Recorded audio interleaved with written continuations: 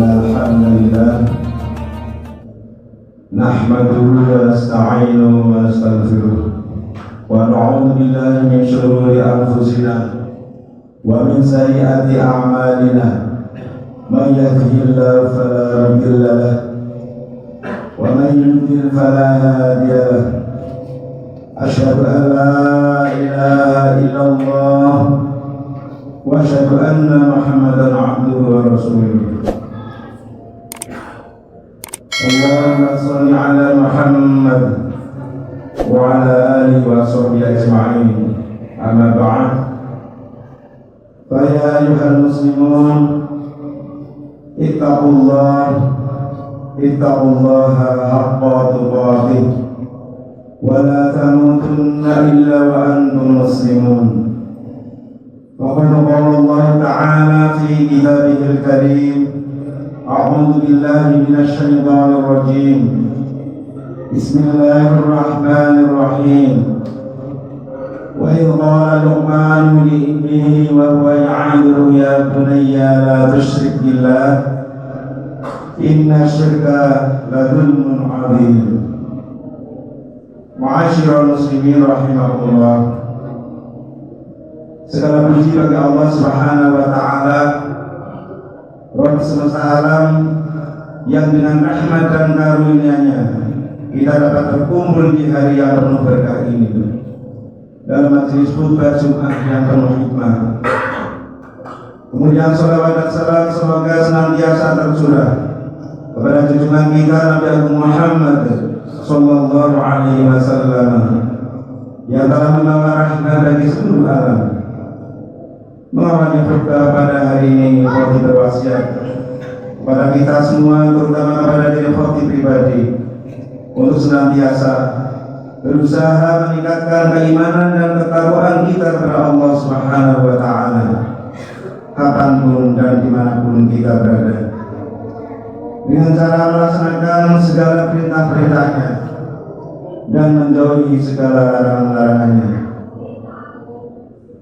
Jamaah Jumat rahimahullah, pada hari ini marilah kita merenungkan betapa pentingnya akan sholat dan kewajiban kita sebagai orang tua untuk mendidik anak-anak kita agar mereka senantiasa menjaga sholat sejak usia dini.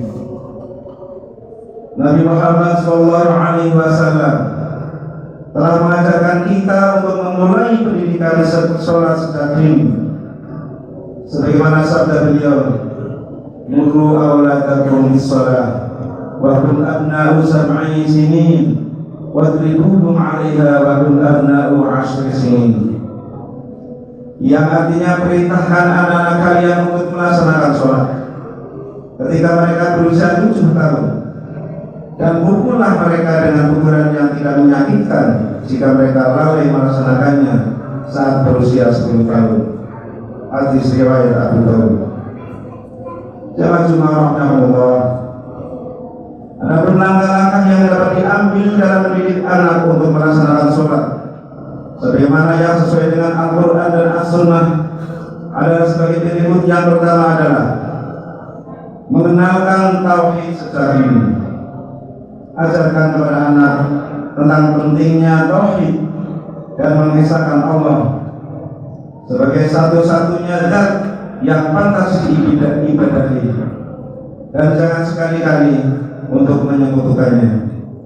Sebagaimana ayat Al-Quran yang khotib baca pada muqaddimah tadi, wa idh qala Luqman libnihi wa huwa ya'idhu ya bunayya la tusyrik billah inna syirka la dzulmun 'adzim.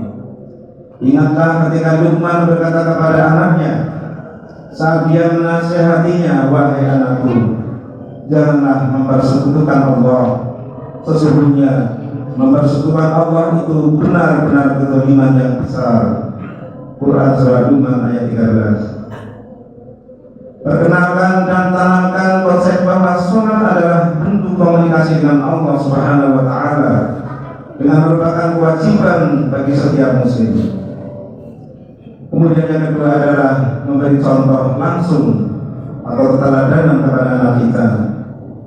Orang tua harus menjadi teladan dalam melaksanakan sholat, mendampingi, mengajak, serta membimbing anak untuk melaksanakan sholat secara tertib dan teratur, menjadikan sholat sebagai kebutuhan serta bagian dari kehidupan sehari-hari yang menyenangkan dan dilaksanakan dengan penuh ketulusan.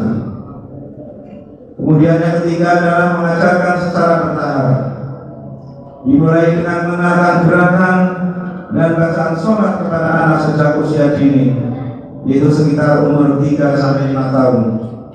Kemudian mengajak mereka sholat bersama tanpa memaksa, sehingga mereka terbiasa.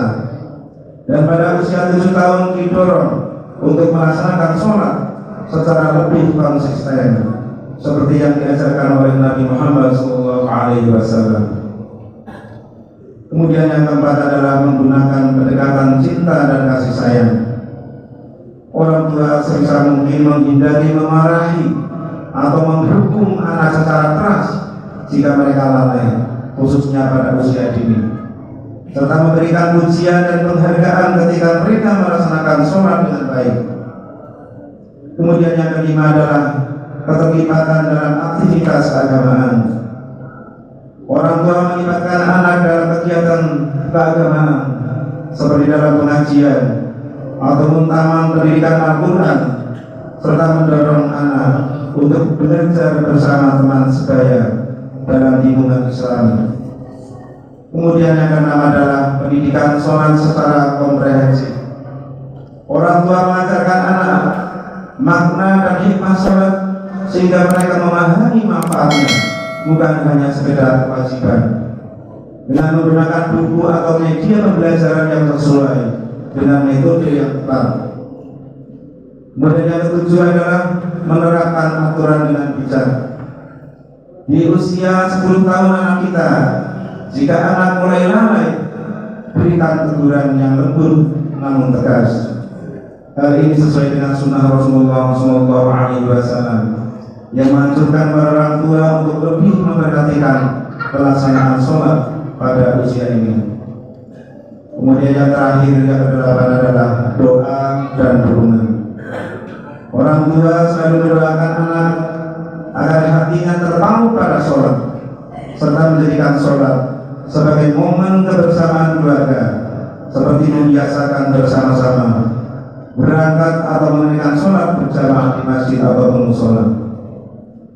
Jamaah Jumat yang dirahmati Allah Subhanahu wa Ta'ala, dengan langkah-langkah tersebut di atas yang penuh kasih sayang dan konsistensi, semoga anak akan lebih mudah mencintai dan mengamalkan sholat dalam kehidupan sehari-hari.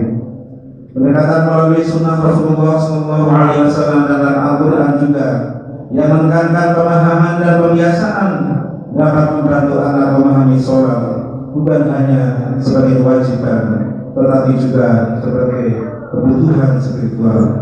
Wallahu li wa lakum fil Qur'anil 'azim wa nafa'ani wa iyyakum bima fihi min ayati wa dzikril hakim.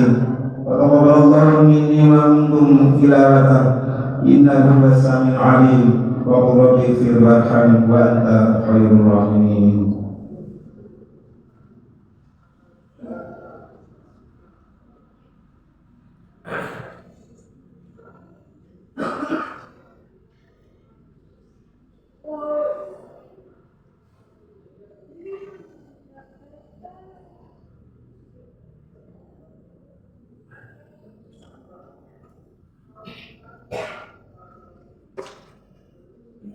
Alhamdulillahirabbil alamin.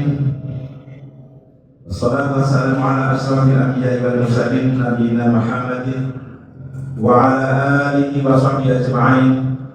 Asyhadu an la ilaha illallah wahdahu la syarika lah wa asyhadu anna Muhammadan 'abduhu wa rasuluhu la nabiyya ba'dahu. Ibadallah, usikum wa nafsi bi taqwallah azza wa jalla haitsu qala tabaraka wa ta'ala ya ayyuhalladzina amanu taqullaha haqqa tuqatih wa la tamutunna illa wa antum muslimun.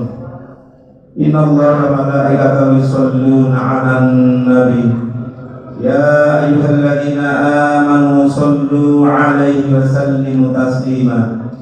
Allahumma shalli 'ala Muhammad wa 'ala ali Muhammad kama shallaita 'ala Ibrahim وعلى آل إبراهيم وبارك على محمد وعلى آل محمد كما باركت على إبراهيم وعلى آل إبراهيم إنك حميد مجيد.